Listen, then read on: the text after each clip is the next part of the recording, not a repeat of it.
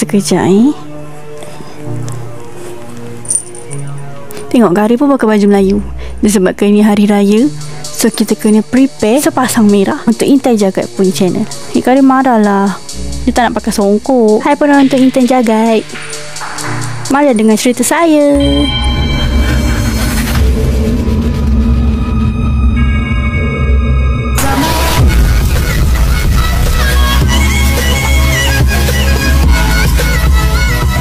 Assalamualaikum, ahlan wa sahlan, konnichiwa dan selamat datang kembali daripada Intan Jagat Take a Peek Channel. Nama aku dan kisah benar seram malam ini bertajuk tunggu jap.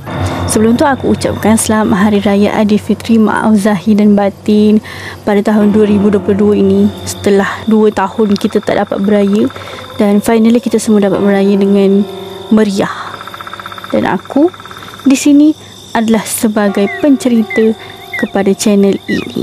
Disebabkan sekarang musim raya, so kita kena pakai baju raya dan kita kena kekalkan keseraman dalam channel ni juga. So aku pakailah merah darah, you know what I mean. Dan disebabkan itu jugalah pada awal video tadi Hikari aku paksa pakai baju Melayu yang aku beli di Shopee. Bukan sponsored, tapi aku saja nak tunjuk Hikari tak suka sebenarnya pakai baju Melayu, dan dia tengah pandang aku dengan tidak berapa gemar muka dia. Macam kau nampak muka dia tadi macam mana. Sekejap aku tunjuk. Okey semua, dan inilah dia Hikari yang mana dipaksa pakai baju Melayu. Tengoklah muka dia tu. Lele. Dan korang semua jangan tanya kenapa hidung dia macam ni. Sebenarnya Hikari ni sangat penakut. Dia kucing rumah yang sangat penakut. So dia dengar apa-apa bunyi yang dia rasa pelik dan juga membuatkan dia terperanjat, dia akan segera melompat dan terlanggar apa-apa objek di sekeliling mukanya, termasuklah objek tajam ataupun bucu-bucu almari ataupun bucu-bucu meja yang ada. Berdarah-darah muka, tangan semua. Saya bukan pendera kucing, disclaimer. Cumanya Hikari ni memang suka terperanjat dan menghantuk diri sendiri.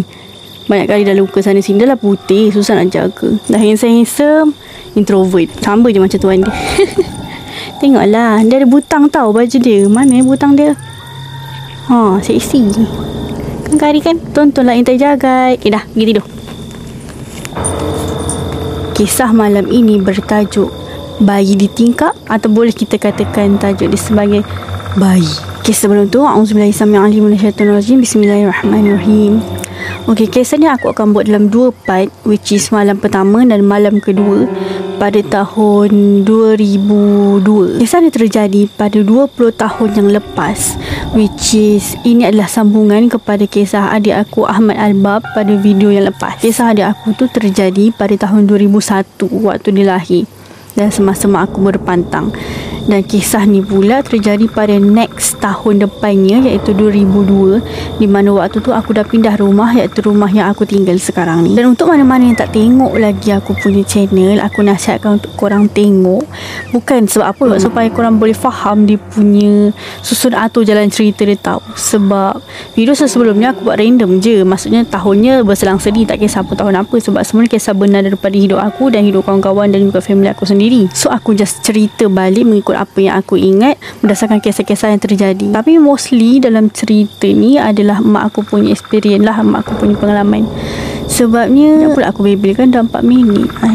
Sekejap, sebelum tu kan aku nak berterima kasih sangat kepada sesiapa yang dah like, komen, share dan juga follow aku, subscribe aku daripada TikTok mostly, dan juga daripada orang yang jumpa channel aku dekat YouTube ni. Aku terima kasih sangat-sangat, sebab tanpa korang aku takkan lebih bersemangat untuk buat channel ni. Setelah 2 minggu aku bercuti daripada YouTube dan juga bisnes aku sekejap, aku ada buat bisnes sushi tau. Aku ada buat part time sushi. Aku buat sendiri sushi tu. Point dia dekat sini aku nak bagi tahu korang, aku dah berehat selama 2 minggu daripada YouTube. Bukan sebab apa, sebabnya dengan raya terkejut, dengan beberapa perkara lagi yang perlu dilakukan. So kita berehat sebentar. Maafkan aku sebab tak upload cerita-cerita yang kalau ada orang tengok ke yang kalau korang tunggu, aku minta maaf sebab lambat. Dan sebenarnya boleh baca tahu tak korang punya isi hati. Sebenarnya aku memang nak buat YouTube ni, tapi aku macam tak ada masa tau. Aku macam cuba mencari masa tu. Dengar macam alasan tau, tapi itulah yang terjadi. Lepas tu one fine day ni aku mimpi ada suara panggil aku, suruh aku pakai baju merah dan suruh aku upload YouTube aku. Tak, ini bukan gurau. Ini mimpi betul lah. Aku mimpi ada suara tu suruh aku upload sebab dah ada orang tunggu aku punya kemunculan dekat YouTube. Macam tu. Serius, sumpah aku tak tipu. Aku mimpi macam tu dan aku rasa it's a duty calls. Macam orang dah panggil aku dan aku rasa terpanggil lah untuk buat, walaupun aku memang sebenarnya kena buat pun.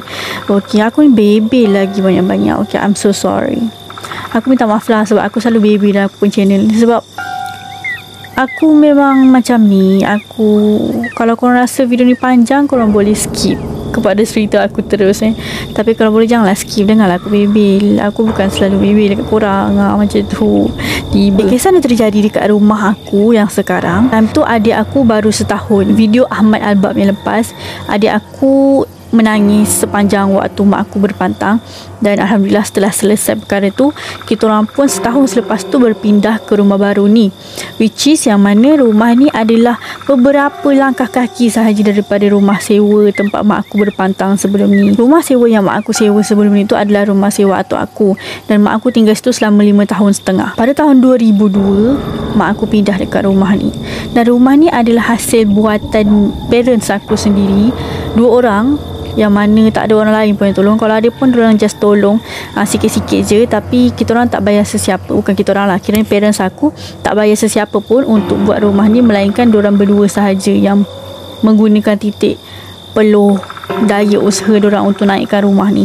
Dan rumah ni siap selama 2 tahun dekat tanah mak aku yang atuk aku bagi. Zaman tu 2002 tu memang macam aku cakap dalam video sebelum ni, lorong ni rumah terakhir yang ada adalah rumah sewa atuk aku tau, which is memang tak ada rumah lain dekat belakang selepas rumah sewa atuk aku tu. Dan rumah ni adalah beberapa langkah selepas rumah sewa atuk aku tu, which is lagi jauh lah ke dalam kiranya, dan lagi hutan. Dan masa tu memang tak ada orang lain yang tinggal dekat belakang lorong ni kiranya. Memang lorong ni lorong mati. Memang tak ada tembus mana-mana. Dan memang tak ada orang. Semuanya hutan. Dan macam biasalah, korang tahu kalau hutan memanglah ada benda-benda yang kita tak nampak kan. Dan atuk aku ni memang pure Jawa tau. Maksudnya Jawa asli tu. Yang mana dia percaya beberapa kepercayaan yang kalau kita nak pindah rumah baru, kita tak boleh masuk pada bulan Safar. Dipercayai macam ada benda yang tak kena, macam benda tak baik yang terjadi dekat keluarga kita kalau kita pindah pada bulan Safar tu. Aku tak tahulah sama ada benda ni wujud ke tidak sampai sekarang, tapi itu apa yang arwah atuk aku percaya. Esok atuk aku dapat tahu yang mak aku pindah dekat rumah ni pada bulan Safar juga. Dan mak aku tak percaya pun benda tu, sebab mak aku dah tanya beberapa orang yang pada agama juga pada zaman tu, dan diorang semua cakap tak ada masalah pun untuk pindah ke rumah pada bulan Safar. Sebabnya memang tak ada apa-apa yang pelik lah kiranya. Tapi kepercayaan orang dulu kan, setiap pendapat dan pandangan berbeza. So dipendekkan cerita, mak aku ni seorang yang degil, kiranya degil ke arah kebaikan lah. Dan dia pindah rumah ni pada bulan Safar. Bila atuk aku tahu, atuk aku suruh mak aku puasa tau. Sebabnya dia kata sebab dah pindah bulan Safar, so kena puasa untuk elakkan bala yang akan terjadi kalau pindah pada bulan Safar tu. Aku dah niat tau, macam nazar lah kiranya. Semasa mak aku duduk dekat rumah sewa atuk aku, mak aku cakap kalau mah tu berjaya siap, dah habis nanti, dah settle, dah boleh pindah rumah, nanti mak aku nak puasa 1 hari sebab dah settle semua benda lah, macam tu. Kiranya dah dapat rumah baru dengan keluarga dan anak-anak duduk situ macam tu. Kebetulan dia macam sync tau dengan apa yang atuk aku cakap. Sync tu macam dia ada link, macam ada kaitan. Bukan ada kaitan sebenarnya, dia macam, faham tak maksud aku? Sebab dah masuk pada bulan yang tak sepatutnya masuk mengikut kepercayaan atuk aku lah. So kiranya atuk aku suruh mak aku puasa, tapi mak aku pula dalam masa yang sama, sebelum atuk aku cakap lagi, mak aku dah niat mak aku akan puasa 1 hari kalau semuanya settle dekat rumah baru yang baru siap 2 tahun ni. So bila bapak aku dapat tahu mak aku puasa bila dekat rumah baru ni, bapak aku suruh buka waktu tu juga tau, kalau niat mak aku tu ikut cakap atuk aku. Tapi mak aku cakap mak aku bukan ikut atuk aku punya cakap, sebab mak aku memang dah nazar daripada dekat rumah lama. So mak aku pun teruskanlah puasa tu. Kalau korang tahu apa-apa pasal bulan Safar ni ke apa ke, korang boleh komen dekat bawah. Boleh tambah ilmu masing-masing. Malam pertama pindah masuk rumah ni, tiba-tiba meremang pula weh. Sebab memang tak ada sesiapa tau dekat keliling. Kiranya mak aku satu-satunya rumah dekat lorong tu, dekat tempat tu yang kira memang beberapa langkah daripada rumah sewa atau aku tu, memang kiranya memang itu rumah last. Rumah mak aku ni memang seketul dekat tengah-tengah hutan tu, faham tak? Akan dengar bunyi anjing. Malam-malam memang ada anjing. Tapi sebelum mak aku masuk rumah ni, mak aku dah buka bacaan ayat-ayat Al-Quran satu hari sebelum masuk rumah ni tau. Masa mak aku belum pindah lagi, mak aku juga ada buka Al-Quran. Memang biar Al-Quran tu terbuka dekat dalam rumah ni. Semasa rumah ni buat juga, mak aku, bapa aku ada je solat dekat rumah ni sama-sama. Tak rumah belum siap tu, tak tingkap tak ada, pintu tak ada. Masa tengah buat rumah tu, mak aku ada je solat dekat rumah ni. Kiranya memang dah pernah ada bacaan suci ayat Al-Quran dekat rumah ni berkumandang daripada sejak buat rumah ni 2 tahun yang lalu. Macam tu. Malam pertama tu, aku dengan abang aku tidur dekat bilik sebelah, manakala ada aku yang berumur setahun 2 minggu macam tu tidur dengan mak aku dekat sebelah tingkap. Katil, lepas tu yang ni tingkap. So kiranya adik aku dekat sini, mak aku dekat sini, bapa aku dekat sini. So adik aku paling dekat dengan tingkap. Adik aku yang setahun 2 minggu tu paling dekat dengan tingkap. Mak aku lapikkan bantal lah. Lepas tu mak aku, lepas tu bapa aku. So masa mak aku tidur tu, kiranya adik aku bawah tingkap tau. Mak aku tepuk-tepuk adik aku. Dia macam tengah-tengah tau. Macam aku cakap ada video-video sebelum ni, waktu kita nak tidur tu, kita akan berada di pertengahan alam, antara alam maya dan alam realiti, alam jaga dan alam tak jaga. So kiranya tengah-tengah tu memang ada, kalau benda nak kacau, waktu tu lah, faham tak maksud aku? Sebab waktu tu kita punya roh ni tengah terumbang-ambing, terawang-rawang macam tu. Aku ternampak ada satu kepala bayi masuk daripada tingkap. So aku kan baring, lepas tu sini tingkap kan. Mak aku buka mata, mak aku tengok ada bayi ni tingkap, bayi tu tegak macam ni. Lepas tu mak aku tengok, mak aku ingatkan adik aku. Macam mana anak aku boleh ada dekat tingkap terapung pula tu? Lepas tu mak aku tengok betul-betul, bukan adik aku. Matanya merah, dua-dua mata dia merah menyala. Dan badan bayi tu pucat tau. Badan budak tu, tak tahulah budak ke bayi ke, tapi dia memang macam bayi-bayi adik aku. Sebab tu mak aku ingatkan macam adik aku.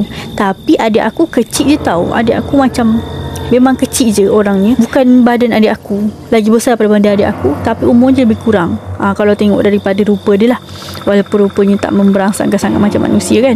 Okey. Dan badan dia pucat macam mayat tu. Kau bayangkan mayat baru lepas mati tu. Yang peliknya, dia budak tau. Budak setahun, umur setahun. Kau bayangkan, manalah boleh tegak dan keras macam tu. Badannya betul-betul tegak, like tegak semua burajah tu. Faham tak maksud aku? Memang badannya tegak, dia akan ditegak macam ni. Lepas tu daripada tepi macam ni kan, dia tengok macam ni. Dia tengok macam tu, tengok keliling bilik mak aku. Lepas tu mak aku pun pelik lah, apa binatang ni? Budak tu tengok macam tu kau. Dia macam scan macam tu. Dia tengok. Mak aku mati-mati ingatkan adik aku mula-mula. Tapi bila tengok betul-betul, bukan adik aku. Somehow sebelum budak tu masuk, mak aku nampak ada seorang perempuan ni daripada luar tingkap tu. Dia nak cuba masuk tau. Perempuan rambut panjang, perempuan dewasa. Dia nak cuba masuk dekat bilik mak aku. Tapi dia tak boleh masuk, dia tak boleh lepas. So dia pegang anak dia umur setahun tu, dia cocok dalam tingkap tu, dan anak dia yang tengok dekat dalam. Aku tak tahulah korang boleh bayangkan tak apa yang aku cuba sampaikan ni. Tapi macam tu lah, budak setahun tu dicocok oleh maknya daripada luar, masuk tembus dekat tingkap. Padahal tingkap semua tutup tau. Lepas tu mak aku tengah pelik, tapi mak aku tak buat apa-apa tau. Mak aku tengok adik aku ada kat sebelah, tapi mak aku masih pelik siapa budak tu dan apa benda tu. Dia tengok-tengok tu, tiba-tiba dekat mak aku ada satu almari berdepan dengan mak aku lah. Kiranya sudut dekat bilik mak aku ni ada satu almari baju, dan atas sekali tu mak aku ada letak buku-buku macam ni kan, buku-buku, tapi ni buku fiksi. Mak aku letak buku-buku Al-Quran, macam tafsir ke, bacaan doa-doa, macam Iqra, macam tu, Mukadam, semua dekat situ, dekat satu sudut tu, dekat atas sekali, dekat atas almari baju tu. Hantu budak whatever lah nama dia tu, dia scan macam ni. Dia terpandang satu sudut yang ada buku-buku Al-Quran tu, dia terus tercampak keluar macam tu. Kan dia macam ni kan, dia tengok macam ni, lepas tu dia dia macam terpanjang tengok beberapa buku Al-Quran tu, lepas tu dia terus terkeluar, dia terus tercampak keluar macam tu. Lepas tu mak aku pun macam dia terkeluar. Lepas tu mak aku, bila bayi tu dah terkeluar, budak tu dah terkeluar daripada tingkap, mak aku pun bangun lah. Mak aku bangun, mak aku selak langsung bilik mak aku tu. Mak aku selak, ya Rabbi, mak aku tengok kan, banyak gila makhluk-makhluk yang boleh dikatakan bukan manusia dekat luar rumah mak aku. Rumah tu bukanlah panjang mana, tapi sepanjang rumah tu daripada dapur ke depan banyak gila makhluk-makhluk yang bukan nampak macam manusia. Ada yang tua, ada yang muda, ada yang pendek, ada yang panjang, ada yang rupa sengit, ada yang rupa panjang, ada pelik-pelik lah rupa dia. Tapi diorang bukan muka agresif ke muka marah ke, tak. Tapi diorang macam zombie tau. Macam banyak-banyak dekat halaman rumah mak aku tu. Itu tempat parking kereta tau. Semua pandang ke arah tingkap bilik mak aku. Diorang macam usah tau. Siapa makhluk ni yang macam tu? Sebab selama ni rumah tu kosong. Kira laluan tu kosong. Tak ada apa-apa rumah, tak ada apa-apa benda. Tapi bila mak aku dah pindah situ, tiba-tiba diorang macam pelik tau. Ada manusia lah kat sini lah. Jom tengok lah macam tu. So satu kampung, mak aku cakap macam satu kampung, ramai gila. Satu kampung makhluk tu tengok mak aku, tengok rumah tu lah kiranya. Tapi dia fokus dekat bilik mak aku, dekat tingkap tu. Tapi dia cuma tengok je. Dan aku rasa diorang curious apa sebenarnya duduk dekat dalam rumah tu. So sebab tu dia nak cuba masuk tapi tak boleh. So maybe dia bagi anak dia masuk, dia pegang anak dia, pegang badan anak dia macam tu, dia bagi masuk anak dia. Anak dia pun tengoklah apa yang dekat dalam rumah tu, dan dia report lah kat mak dia agaknya. Tiba-tiba mak aku terjaga. Memang pelik. Itu malam pertama dekat rumah tu tau. Malam pertama dekat rumah tu. Dan kisah ni tak habis dekat sini. Aku akan sambung untuk next part sebab dah panjang. Stay tune kalau korang nak tahu apa sebenarnya yang terjadi pada malam kedua. Segala yang baik itu datang daripada Allah, dan segala yang kurang baik itu datang daripada aku sendiri. Jangan lupa subscribe tau. Subscribe. Terima kasih tau kepada sesiapa yang dah follow aku, dah like aku dekat TikTok. Dekat siapa-siapa yang tak tahu TikTok aku apa, aku akan attach link ni dekat bawah. Dan kepada sesiapa yang jumpa aku daripada YouTube, daripada suggestion mana-mana orang, terima kasih banyak-banyak. Dan aku harap korang terus support supaya aku boleh dapat beri korang more, beri korang apa yang korang nak, iaitu cerita-cerita seram benar. Semuanya bukan rekaan, yang semuanya adalah pengalaman aku dan juga family aku sekeluarga. So terpulang kalau korang rasa ini adalah tipu daya daripada insan yang bernama manusia, tapi apa yang aku sampaikan adalah benda betul. Dan aku harap korang boleh enjoy cerita ni seperti mana aku enjoy cerita dekat korang. Subscribe tau. Take a peek, intai jagat wujudnya memanggil curiga.